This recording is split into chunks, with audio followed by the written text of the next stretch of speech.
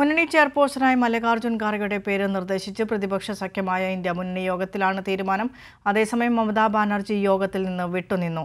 വിശദാംശങ്ങളുമായി ജിൽബി തോംസൺ ചേരുന്നുണ്ട് ദില്ലിയിൽ നിന്നും. ജിൽബി, ആരായിരിക്കും ഇന്ത്യ മുന്നണി സഖ്യത്തിന്റെ കൺവീനർ? ചെയർപേഴ്സൺ എന്ന തരത്തിൽ ഒരു തീരുമാനം ഇതുവരെയും വന്നിട്ടില്ല. അന്തിമ തീരുമാനം മമതാ ബാനർജിയുമായും അഖിലേഷ് യാദവുമായും ഉള്ള ചർച്ചയ്ക്ക് ശേഷം മാത്രമേ അത്തരത്തിലൊരു അന്തിമ തീരുമാനം വരൂ എന്നാണ് ഇപ്പോൾ അറിയാൻ കഴിയുന്നത്. എന്തൊക്കെയാണ് യോഗത്തിൽ ഇന്ന് അജണ്ടയായി വന്നത്? മറ്റു വിശദാംശങ്ങൾ കൂടി.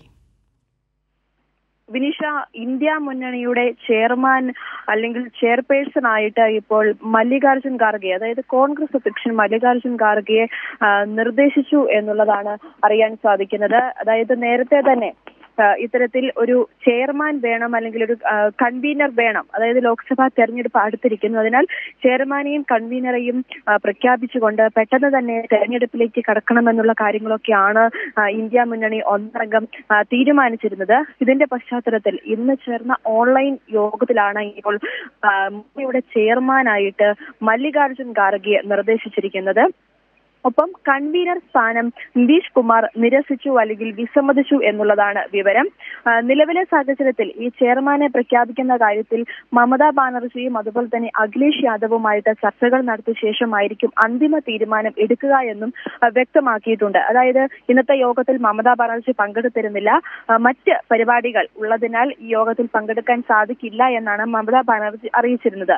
ഈ ഒരു പശ്ചാത്തലത്തിൽ മമത പങ്കെടുക്കാത്തതിനെ വലിയ രീതിയിലുള്ള ഒരു രാഷ്ട്രീയ ആയുധമാക്കി BJP മാറ്റുന്നുണ്ട്. അതായത് ഇന്ത്യ മുന്നണിയിൽ ഐക്യമില്ല എന്ന തരത്തിലുള്ള ഒരു വിമർശനമൊക്കെയാണ് BJP ഉയർത്തുന്നത്. എന്നാലും ഇനി കൺവീനർ സ്ഥാനം ഇപ്പോൾ നിതീഷ് കുമാർ നിരസിച്ചു എന്ന് പറയുമ്പോൾ സീതാറാം യെച്ചൂരിയും അതുപോലെ തന്നെ സോണിയാഗാന്ധിയും നിതീഷ് കുമാറിനെ തന്നെ കൺവീനർ ആക്കണമെന്ന നിർദ്ദേശം മുമ്പോട്ട് വെച്ചിട്ടുണ്ട് എന്ന് മനസ്സിലാക്കുന്നു. ഒപ്പം നിതീഷ് കുമാർ മുമ്പോട്ട് വെക്കുന്ന പേര് ലാലു പ്രസാദ് യാദവിന്റെ ആണെന്നുമുള്ള സൂചനകളൊക്കെയാണ് പുറത്തു വരുന്നത്. എന്തായാലും ഇനി കൺവീനർ ആരെന്നുള്ള ഒരു ചർച്ചകൾ കൂടി നടക്കുന്നുണ്ട് അല്ലെങ്കിൽ അതിനെ സംബന്ധിച്ചുള്ള ചർച്ചകളും നടന്നു എന്നാണ് മനസ്സിലാക്കുന്നത്. ഒപ്പം സീറ്റ് വിഭജനവുമായി ബന്ധപ്പെട്ട കാര്യങ്ങളും വിലയിരുത്തി. കാരണം പ്രാഥമികമായിട്ടുള്ള ചർച്ചകളൊക്കെ സീറ്റ് വിഭജനത്തിൽ നടന്നു കഴിഞ്ഞു.